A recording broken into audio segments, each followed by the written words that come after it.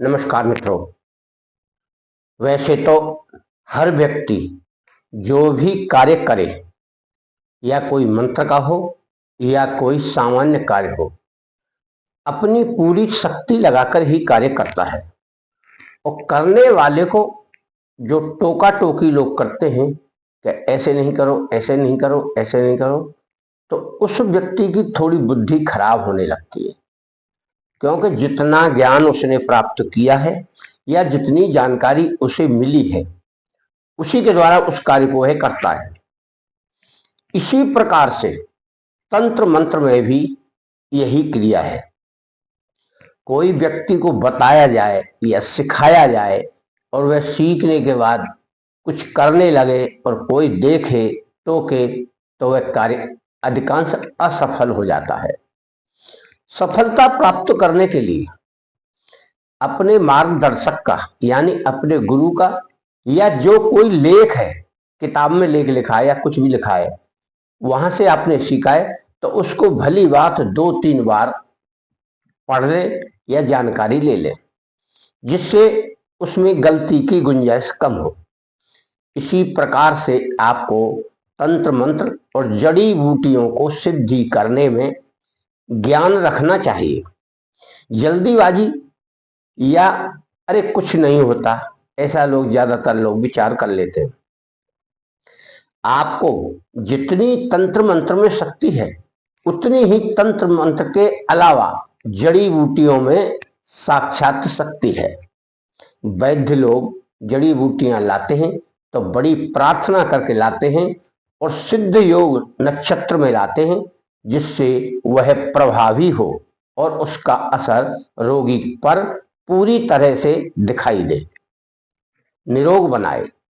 तो आज हम आपको, जिसे कहते हैं हम गुंजा, सफेद कलर की होती है, एक लाल की होती है, एक काले की होती है, तो आपको सफेद गुंजा का पौधा देखना है।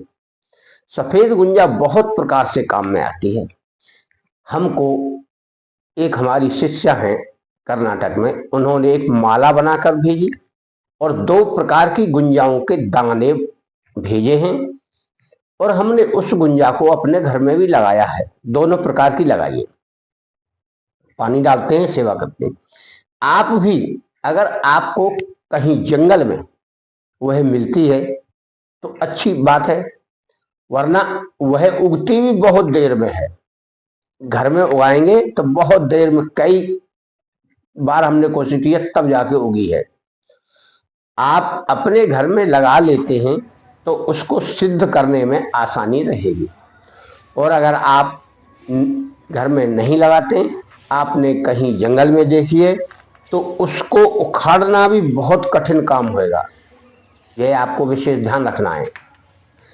अब इसके दाने जैसे काम आते हैं, जैसे माला बना ली या सिद्ध नक्षत्र में कुछ दाने 5 या 7 सिद्ध करके रख लिए, या फिर उस नक्षत्र में इसकी जड़ को लाया जाए, और वह क्या काम करेगी क्या नहीं करेगी, वह सारी विधि हम इसमें बताएंगे, और कैसे लाना है, कैसे सिद्ध करना है। हर महीने एक नक्षत्र आता है, दिन कोई सा भी हो आता है, परंतु आपको विशेष क्रिया के लिए, यानी इसका प्रयोग विशेष करना है, तो गुरुवार के पुष्य नक्षत्र को इसे लाना है, और एक दिन पहले निमंत्रित करके आए, फिर उसको उस नक्षत्र में लेकर आए।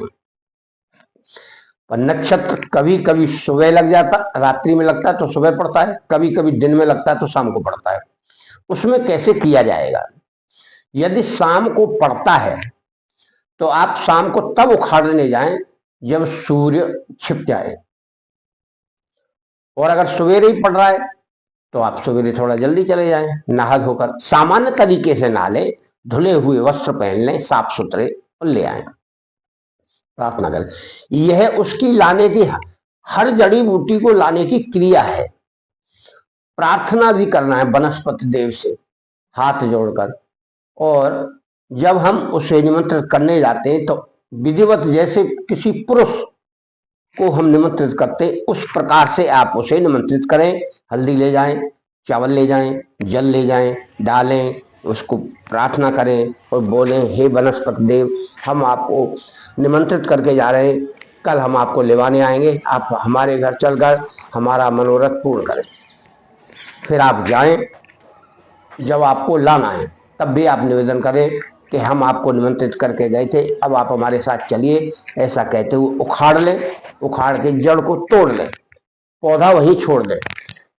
फिर उसको सीधे घर ले आइए बिना मुंह देखे हुए, उसको धो लीजिए जल से, गंगा जल, दूध गंगा जल से धो लीजिए, शुद्ध हो जाए। कहने का मतलब पूजा करने के लिए जहां आप देवताओं की पूजा करते हो वहां रखिए, धूप दीप नैवेद्य सब चढ़ा लीजिए, हल्दी चंदन सब लगा दीजिए, उसके बाद बैठ जाइए।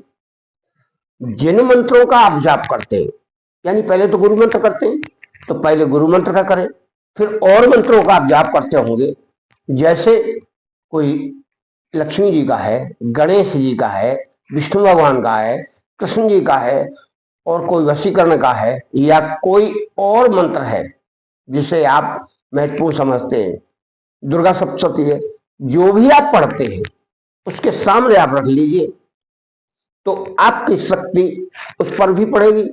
आप जो प्रार्थना कर रहे हैं तो उससे भी प्रार्थना करिए, और फिर उसको लाल कपड़े में बांध के धारण कर लीजिए। या तो धारण करिए या तो आप उसको जेब में रखिए, इस्तेमाल करिए। तो आपके जहां भी आपका कोई कार्य बिगड़ रहा है वहां आपका कार्य करेगी। मुकदमे में आपको परेशान कोई कर रहा है तो कोई परेशान नहीं करेगा, और विजय श्री आपको दिलवाएगी। इस प्रकार से वह जड़ सफेद गुंजा की गुरु पुष्प में लाई हुई आपके सर्व मनोरथ पूर्ण करेगी। सारी क्रियाएं गुप्त रखें, जब आप कहीं से आ जाएं तो उसे अपने मंदिर में रख दें, लाल कपड़े में लपेट के जेब में रखना है। यह क्रिया सभी की सभी अचानक होती हैं और अचानक ही गायब हो जाती हैं। यानी कोई ऐसी घटना घट जाए, अचानक हो गया, आपको पता ही नहीं था, आवाज नहीं था। इसीलिए ऐसी घटनाओं को रोकने के लिए वह जड़ी अवश्य काम करेगी। मित्रों, कोई भी पौधा आप सिद्ध करिए, पूरा मन लगाकर करिए, संतोष रखकर करिए, भावना रखकर करिए कि यह दैवी सिद्धि है या दैविक क्रिया है, देव प्रतिमाएं हैं या देवों की शक्ति है इसमें, तब आपका मनोरथ पूर्ण होगा, आपका मंगल हो, कल्याण हो। आप हमेशा सिद्धि साधना करें, होश आवाज से करें, गुरु मंत्र लेकर करें, तो आपको हमेशा सफलता प्राप्त होगी। आपका, आपके घर परिवार का मंगल हो।